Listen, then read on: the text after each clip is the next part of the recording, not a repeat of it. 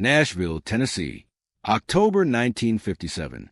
Inside Sun Studios' back rehearsal room on Union Avenue, the walls were paneled in dark wood and hung with acoustic guitars that nobody was playing. A single bare bulb swung slowly above a worn microphone stand, casting the room in a yellow light that made everything feel older than it was. The air smelled like cigarette smoke and rosin and something harder to name. The particular smell of a room where careers had been built and broken in the same afternoon. In the center of that room stood a boy, 17 years old, rail thin, a second-hand flannel shirt, washed so many times the plaid had almost faded to gray, a battered 1940s parlor guitar clutched against his chest with both arms, like a man holds something he is not prepared to let go of. His name was Tommy Raines, and his cheeks were burning red, and his jaw was tight, and his eyes were fixed on the wooden floorboards because he could not bring himself to look up. Across from him, leaning against the equipment rack with a cold cigar wedged in the corner of his mouth, stood Earl Dobbins, studio manager, 52 years old, brown tweed suit, gold watch catching the light every time he moved. Earl had been laughing for almost a full minute now, not the polite kind, the kind that fills every corner of a room and makes a young man feel like he was never meant to be there at all. "Son," Earl said, finally pulling the cigar free and pointing it straight at Tommy's chest, "I have heard mules make better music than that. You'll never be a real country singer. Go back to whatever dirt road you crawled off of." Tommy didn't answer. He didn't argue, didn't flinch, didn't move. He just held that guitar a little tighter. For a moment, no one moved. And then, from a far corner of the room, half hidden in shadow, a tall man in a black shirt and dark trousers slowly uncrossed his arms. He had been sitting on a wooden stool so still that neither Tommy nor Earl had thought much about him being there at all. Dark eyes, a jaw like carved stone. He had been watching everything from the moment Tommy walked through that door. He set both boots flat on the floor, and he spoke just 4 words in a voice like gravel rolling down a hill. I'd like to hear him. Earl Dobbins turned, and then Earl Dobbins went pale, because that voice, he knew that voice. Stay with me, because what happened next in that room would never make the history books. But it changed one boy's life forever. But that moment didn't start there. It started 6 years earlier, in a place most maps didn't bother to name, a hollow in Harlan County, Kentucky, tucked so deep between the mountains that the sun gave up on it by 3 in the afternoon. The kind of place where the coal dust settled into everything. The curtains, the bread, the lungs of men who went to the earth every morning and prayed quietly that they'd come back out. The town had one church, one general store, and one rule that every family understood without ever saying aloud. You don't dream too big, because a mountain has a way of reminding you who you are. Tommy Raines grew up in a 4-room house at the end of a dirt road, the second of 3 children born to Roy and Della Raines. Roy was a coal miner 6 days a week. But on Sunday mornings, Roy Raines became something else entirely. He would pull a battered 1940s parlor guitar down from its nail on the kitchen wall, settle into the chair by the window, and play gospel until the whole hollow could hear it through the screen door. His voice was warm and low and unhurried, the kind of voice that made a room feel smaller and safer at the same time. Tommy was 8 years old the first time Roy set that guitar in his lap and wrapped his small hands around the neck. "A man who can make somebody feel something with a song," Roy told him, pressing Tommy's fingers down onto the strings one by one, "will never be truly poor. You remember that." Tommy remembered. He remembered it on a Tuesday morning in the spring of 1951, when the foreman knocked on their front door before sunrise. He remembered it standing at the cemetery on the hill above the hollow, watching them lower his father into ground beside the 2 other men who had died in the same mine collapse. Roy Raines was 36 years old. Tommy was 13. And the only things Roy left behind were a $14 debt to the coal company and that battered parlor guitar still hanging on the kitchen wall. Della took in laundry. Tommy worked the fields after school and baled hay on weekends for 50 cents a day. But every single night, without exception, he lifted that guitar down from its nail and played until his mother called him to bed. He taught himself by ear, pressing close to the radio to catch fragments of Hank Williams and Ernest Tubb and Carter family recordings that crackled through the static. His fingers bled on the strings in the beginning. He wrapped them in strips of cloth and kept playing. He wasn't playing for Nashville. Not yet. He was playing because it was the only place in the world where his father was still alive. The idea of Nashville came from a stranger, a traveling musician, who passed through Harlan in the summer of 1953 and played 2 songs on the church steps for whoever stopped to listen. Afterward, he told Tommy about Sun Studio, about a man named Sam Phillips in Memphis who had recorded a young truck driver named Elvis Presley the year before, about how Elvis had walked in off the street with a borrowed guitar and no plan, and everything had changed. Tommy thought about that story for 4 years. He saved every spare dollar, skipping meals when he had to, mending his own boots twice over rather than buying new ones. By September 1957, he had enough for a one-way bus ticket to Nashville, $6.40. He arrived with $11 in his front pocket, one clean shirt folded in a paper bag, and his father's guitar wrapped in a flour sack. 2 studios turned him away before he finished his first sentence. A session musician on Music Row looked at the parlor guitar and laughed. "Son, that thing belongs in a museum." Tommy thanked him politely, picked up his flour sack, and kept walking. He had walked 4 miles through October rain by the time he reached Union Avenue. And he had no idea, not the faintest idea, that on the other side of that rehearsal room door, someone was already listening.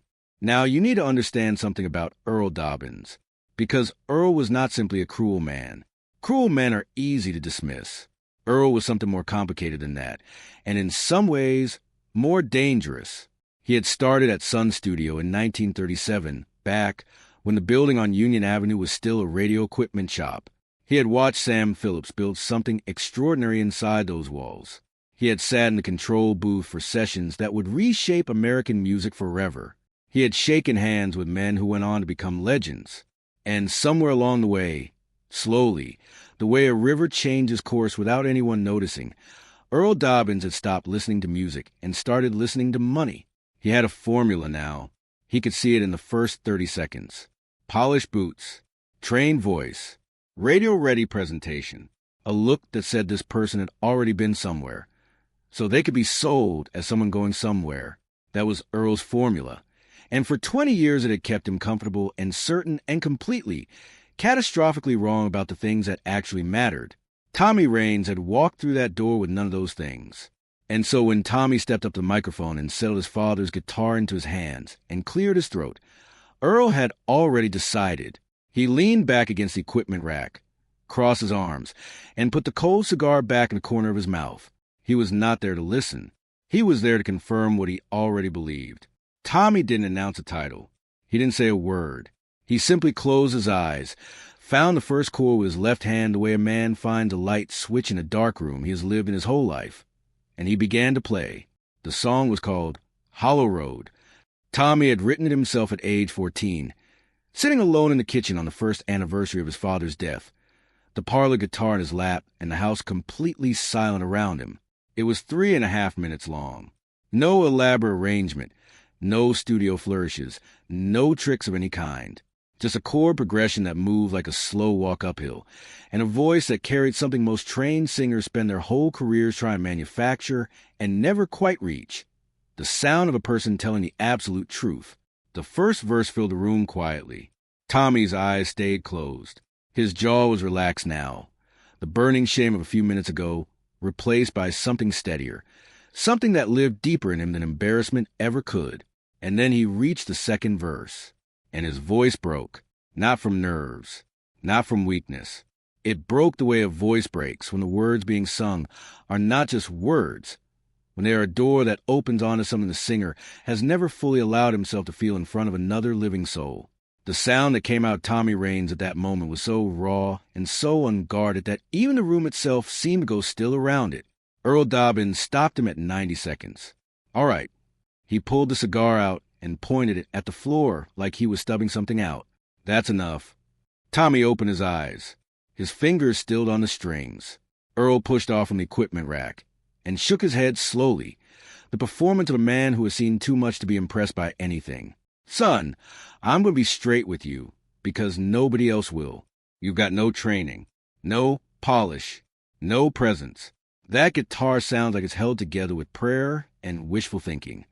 He paused, letting each word find its mark.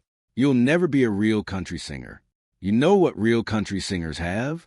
They have talent, or they have money, or they have both. You don't have either one. This business will cheer you up before Christmas. Do yourself the kindness of going home. He turned away, already finished, already forgetting. Tommy stood at the microphone with his father's guitar hanging from his hands and the unfinished song still sitting in his chest with nowhere to go.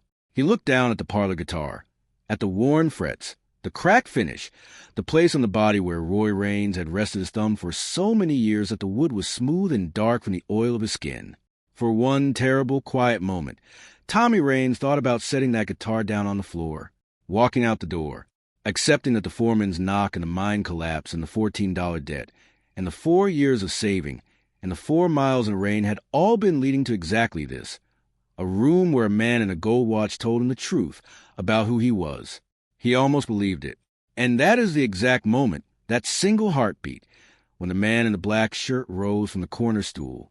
If you have ever been told your dream wasn't worth chasing, you need to stay right here, because what he did next, nobody in that room ever forgot. The man who rose from that corner stool was 25 years old.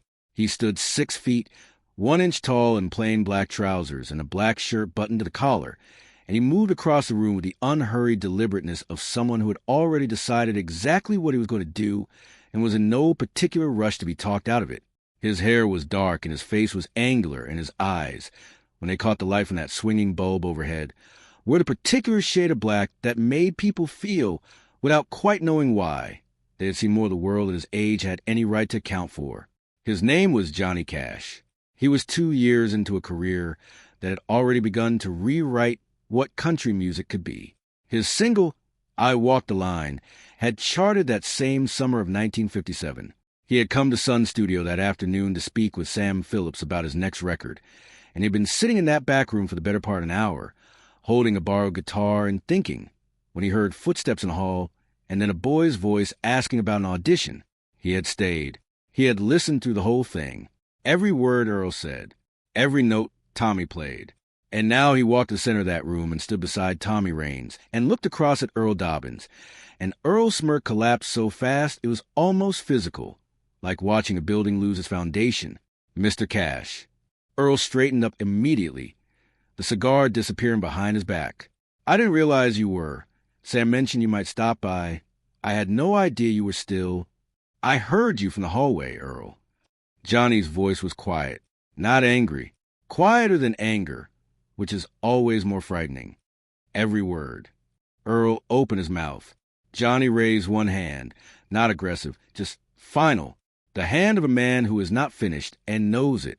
You stopped him at 90 seconds, Johnny said. You didn't let him finish his own song. He paused, letting that land where it needed to. Do you know what that boy was singing about? His father died in a mine collapse when he was 13 years old.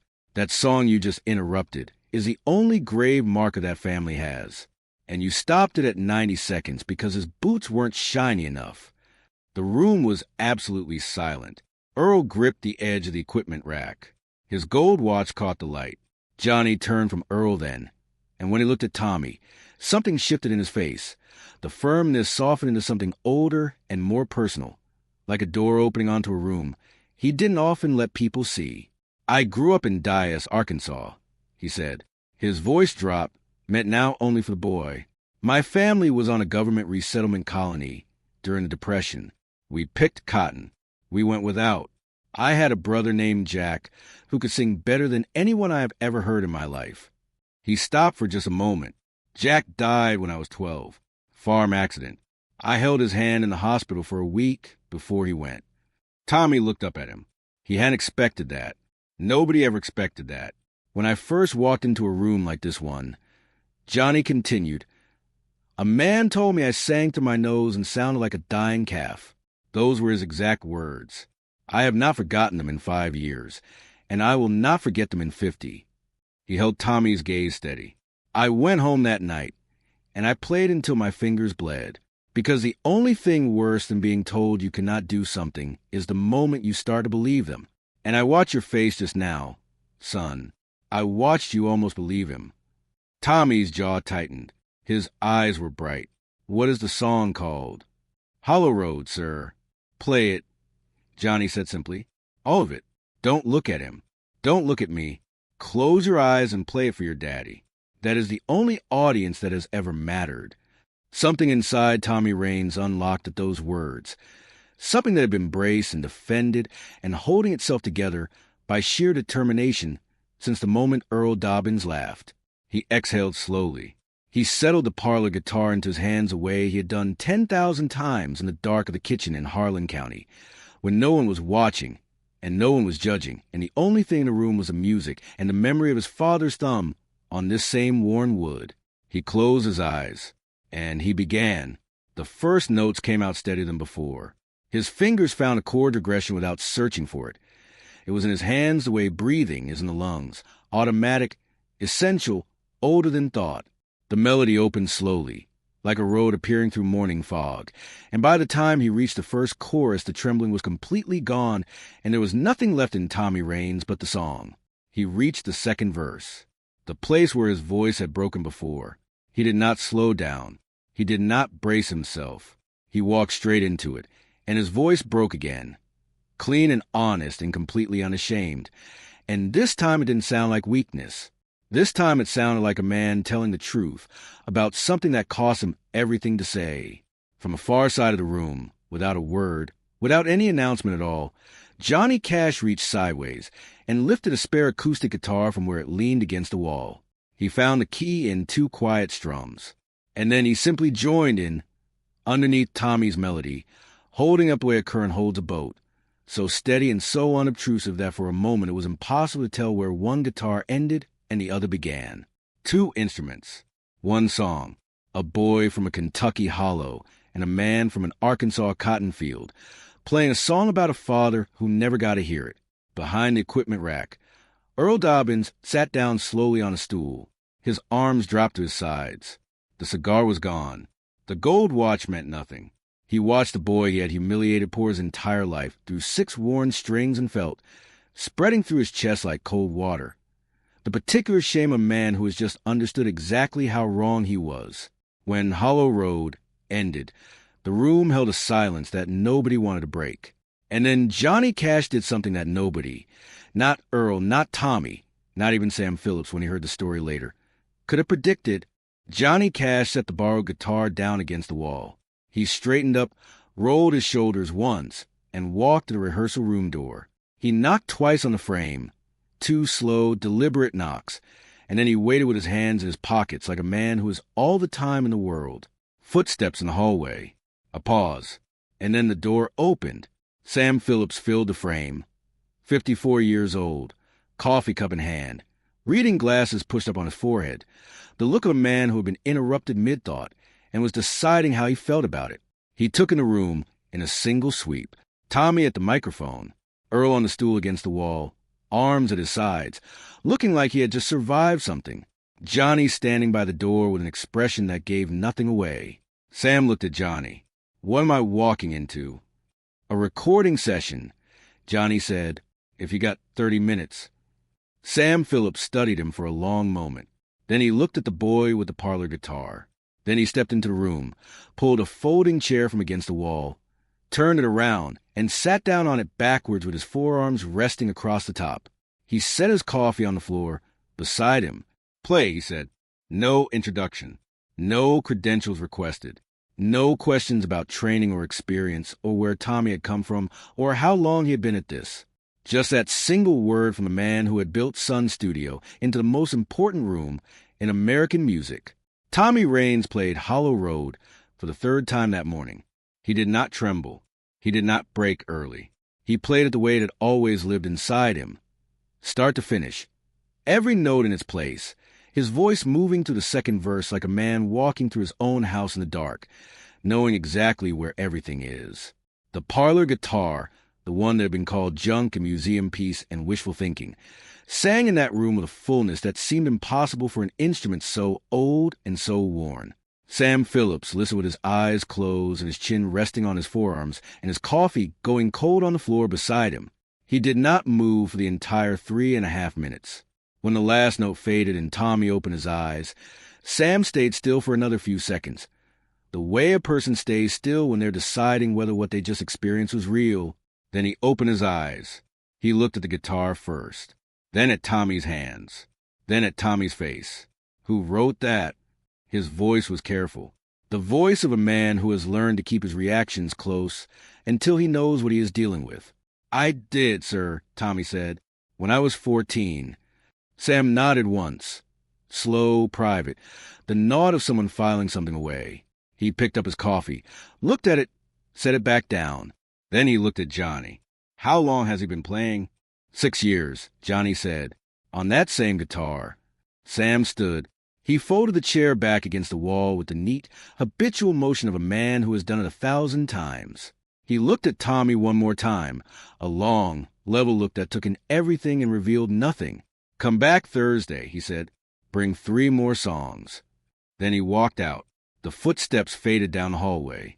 The door drifted halfway shut behind him. The rehearsal room held a silence so complete that the distant traffic on Union Avenue was suddenly audible through the walls. Earl Dobbins cleared his throat. He pushed himself up from the stool and stood for a moment looking at the floor, turning the cold cigar over in his fingers. When he finally spoke, his voice had none of the boom and bluster it had carried 40 minutes ago. It was just a voice now, an ordinary man's voice, a little rough at the edges. I misjudged you, son. He did not dress it up. He did not explain it or qualify it or surround it with reasons. I was wrong. Tommy looked at him steadily. The burning shame in his cheeks from earlier was gone. In its place was something quieter and more permanent. The particular dignity of a person who has been told they are nothing and has proven, without argument, without anger, simply by doing the thing they came to do, that the assessment was incorrect. Yes, sir, Tommy said. You were? Nothing more, nothing less. Johnny touched Tommy's shoulder and tipped his head toward the door. Come on, and the two of them walked out into the narrow hallway together. Johnny stopped him just before the exit, reached into the inside pocket of his jacket, and pulled out a small folded piece of paper. He held it out. Tommy unfolded it. 5 names. 5 contacts across Nashville, written in a careful, unhurried hand. Any door closes on you, you show them that paper and tell them I sent you, Johnny said. But, Tommy, don't let that be the reason you walk in. Let the music be the reason. The paper gets you through the door. What you did in there today keeps you in the room. He extended his hand.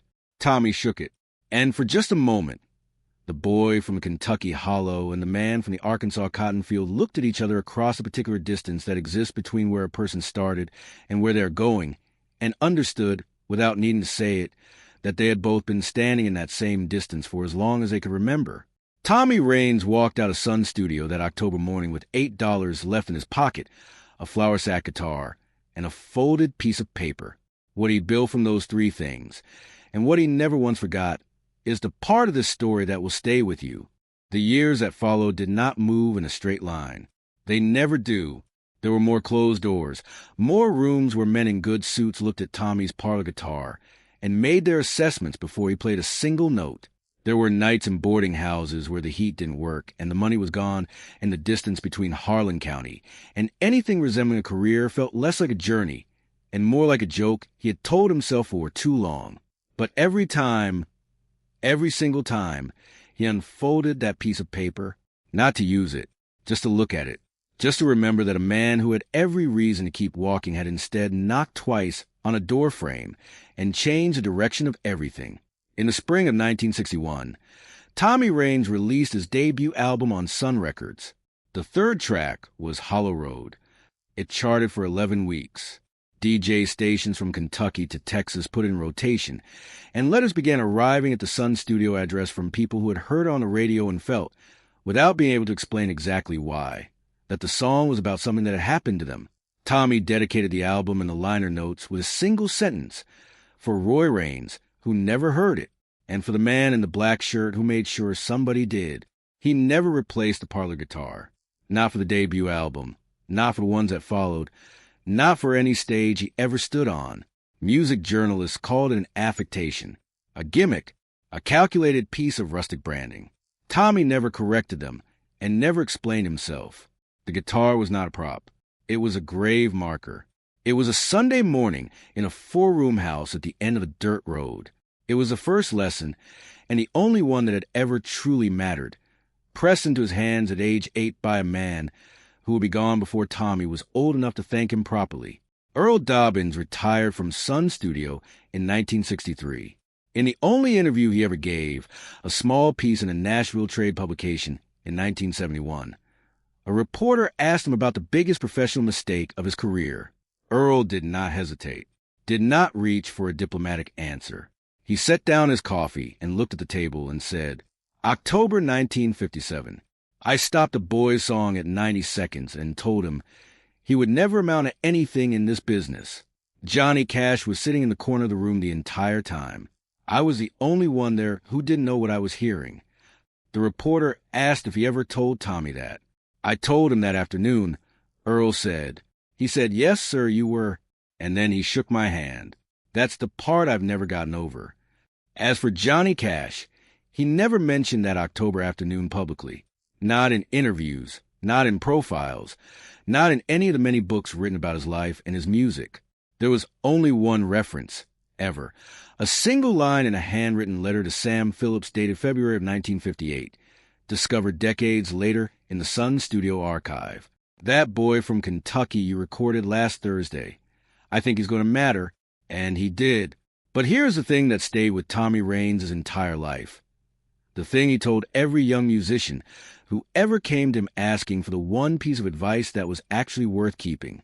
In 1978, a journalist writing a profile for a Nashville music magazine asked Tommy Raines a question that every interviewer eventually got around to asking. He wanted to know what Tommy would say to a young musician.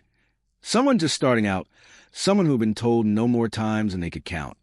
If he only had 1 minute and one thing worth saying. Tommy thought about it for a long moment, long enough that the journalist stopped writing and just waited. Then Tommy said, Earl Dobbins was wrong about my voice, but he wasn't entirely wrong about the world. This business is hard. It will tell you no 100 times, and then 100 more after that. The question is never whether someone believes in you.